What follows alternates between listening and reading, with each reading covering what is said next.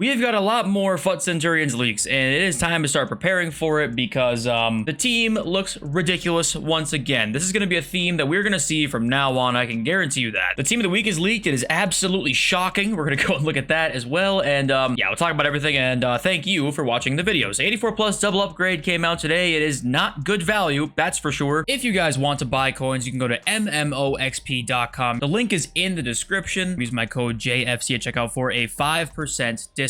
85 overall or higher is needed in 84 overall squad to get what is very likely to be 284s. Considering how precious fodder is right now, I am going to stay away from that 1,000,000%. Let's not waste any more time on content because it's shite. We got FUT Centurions players leaked, and once again, like we said, the team looks ridiculous. Wayne Rooney will be in the team. We'll talk about who's going to be in the team first, and then we'll go and talk about kind of what I think is going to happen this year, honestly. But first and foremost, Wayne Rooney is going to be in the team. We're going to have to wait and see what this pack weight looks like. I'm not optimistic it's going to be great, but usually the icon pack weight for promos is actually decent, better than what the icons usually are for pack weight. So we got Wayne Rooney in there. We got Thiago Silva also going to be in Centurions in the promo team. I'm assuming the Centurions, the theme last year was players with like 100 appearances for a club or a nation, and Thiago Silva obviously has that. I think a lot of these cards do, or these players do. So I'm assuming it's the same theme. They just didn't say anything about that, at least not from what I saw. We've got Sir Bobby Charlton going to be in the team. Unfortunately, did just recently pass away. So I'm really happy he has a FIFA card because, like, obviously the younger generation can kind of appreciate him for what he was, even though, you know, it's sad that FIFA is the way that happens, but he was an incredible player, and this card's insane in game, by the way. I played against him a couple times, and I can't defend against him for jack shit. Ashley Cole as well, going to be a Centurions icon. Very good left back. He has Jockey Plus, which I think is a fantastic playstyle plus. Add Ashley Cole in there. We got Martin Odegaard as an SBC during Centurions, so another Odegaard special card. Hopefully gets a bit of a weak foot boost. That would be kind of nice, but yeah, Odegaard's coming in, another very hyped up player that everybody wants to use. Add another one, Mykhailo Mudryk as an SBC as well, another Premier League hyped up player, SBC, coming into the game. EA saw that people pay 50k for this. They're going to make this card 750k, and I don't think he's entirely wrong. It seems like so many of the player SBCs we get now are just players that are like extremely, you know, fan favorites, honestly, and just promo cards in general right now. Here's Team of the Week 6, and it is not looking too hot. We have a couple cards. Griezmann is in there with Finesse Plus. Obviously, Goretzka's in there. Probably is going to be a pretty good card, honestly. Frimpong's in there. Nice little right back. Openda, okay. You know, and some mid down here. Politano might be a little bit better than mid, but, you know, some of these cards are not going to be ideal. So, yeah, it doesn't look like a fantastic Team of the Week, that's for sure. Fikayo Tomori in the Centurions squad, and once again, another insanely meta card going to get another promo card. 100 times not picked by Southgate. Eusebio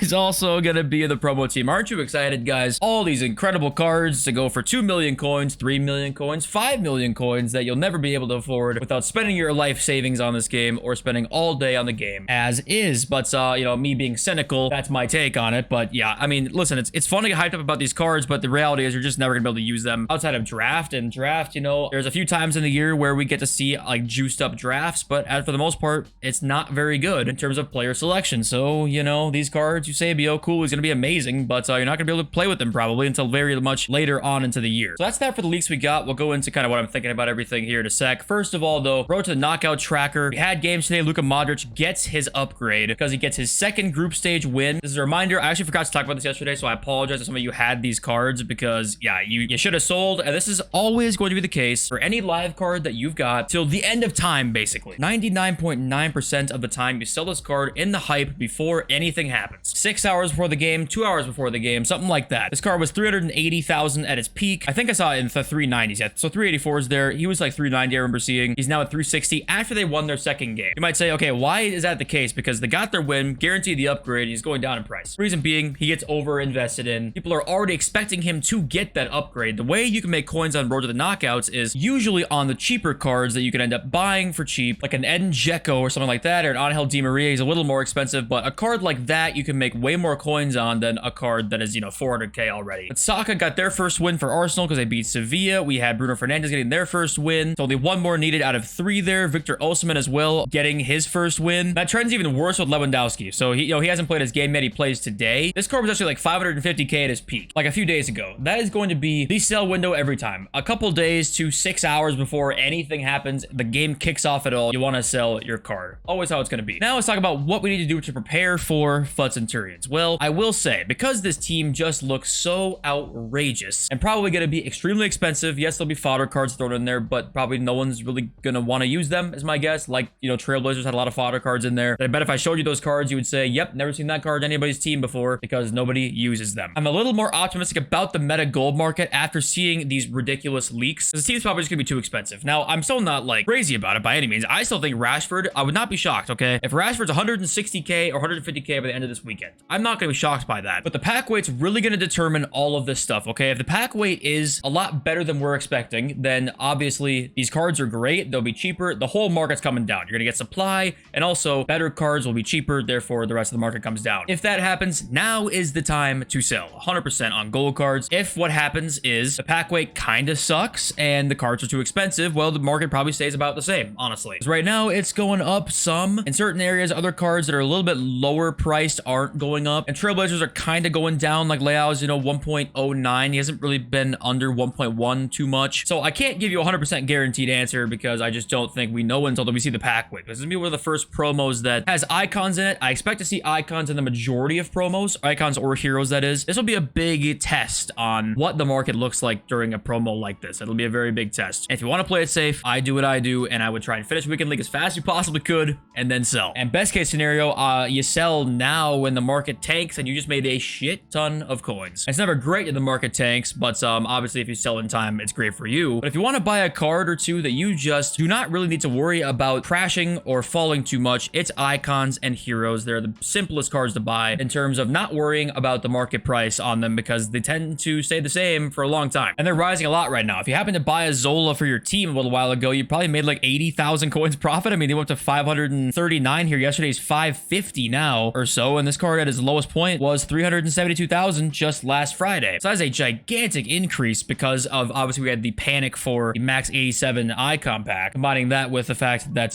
people are graduating from gold cards to icon cards, which means the demand goes up and it's just a safer buy. Hence why I've always told you guys to go and buy these. I know I reiterate that a lot, but for people who are new, I always like to talk about that a lot. So fodder as well. We're gonna look at this probably more later into the week. Seeing these SBCs coming out, you know, Mudryk, Odegaard, and I'm sure we're gonna get some upgrade stuff coming over the course of Centurions. I want to look more into this like after marquee matchups potentially, because as of right now, we've already made our profit on fodder a lot recently, but I think there's gonna be a better buy window here when it comes to marquee matchups potentially, and even on Friday potentially. I'm sure we'll get some SBC on Friday, but I do think we're gonna see a lot of packs being opened, because clearly what we are seeing now is that they are making a lot of money by just putting out crazy promo teams, right? People clearly aren't complaining with their wallets when it comes to getting too many crazy players too soon, because everyone's clearly spending a ridiculous amount of money. Not everyone, of course, but you know what I mean. They're getting a lot of money. They're not changing things anytime soon. I want to look at this stuff maybe more Thursday. Also, if you want like a really long-term outlook on what EA are going to do this year, okay, we pretty much can infer at this point that this is what is going to happen. And this is also what their plan was at the start of the year. So to me, what I'm noticing with the gameplay, because, you know, they changed a lot of stuff with the gameplay this year. I said this before the year started. I think playstyles are going to change this game a lot, and I was correct. I got to take my victory laps when I can. It has changed the gameplay a lot. This is basically just a new way for them to make it slightly more pay to win, but not so obvious. Does that make sense? I guarantee you almost every promo player in a new team is going to have playstyle pluses eventually, multiple of them potentially. And I'm telling you, the cards that come out with finesse shot plus and technical plus are going to be broken. They're not going to be anywhere near the top tier meta of cards that are being used at the time, because they're going to be that much above them. Finesse technical plus, say he's got, you know, even a third one potentially. I don't know. Their plan is to get out of gold cards immediately. I think they definitely still want you to do that. So you combine that, and I think that they're really going to try and make crazy promo teams to give people playstyle pluses to make these a little more pay to win than we've had, because honestly, when you think about it, FIFA or you know, eafc's always been pay to win in a sense. But you know, I had a crazy team last year and I barely spent any money on the game, and people have crazy teams every year without spending money. Of course, they spend a lot of time on the game, but honestly, I feel like they're trying to make things a little bit more pay to win. I think with playstyles being a thing, the fact that everything in this game is centered toward the store this year more than ever, which is insane because the game's always been centered toward the store a little bit, and this one is even worse than previous years. Yeah, this game is going to be playstyle central, spend money on crazy promo packs and crazy promo teams, which isn't surprising per se, but it's just so much more even than last year, which is crazy to say. But what is Blood waffling about right now? I don't know. Subscribe if you're new. Any questions you guys have, leave a comment down below. Love you all. See you next video. Over soon. Peace.